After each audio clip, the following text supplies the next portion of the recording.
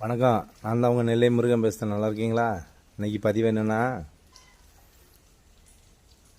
தாய் குலங்களை உங்களுக்கு தான் பதிவு. ஒரு ஆண் 30 வயசுலேயே 25 வயதுலேயே தாலியை கட்டுதான். அந்த தாலி கட்டினதுக்கு கடன் வாங்கி கட்டுதான்னு வச்சுக்கிடுங்க. அந்த கல்யாண செலவை அடைக்கணும்.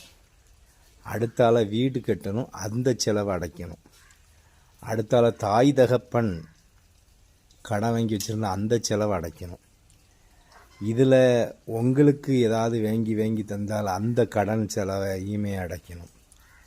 இப்படி அடைச்சி நொந்து நூலாக பெறுவான்.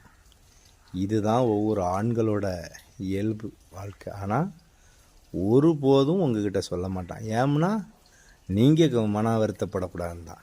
அதனால் தாய்மார்கள் அனைவரும் அவரவரது கணவன்மார்களை கொஞ்சம் ரொம்ப கண்டிஷன் பண்ணாமல் கொஞ்சம் பாருங்கம்மா. நல்லது. வணக்கம்.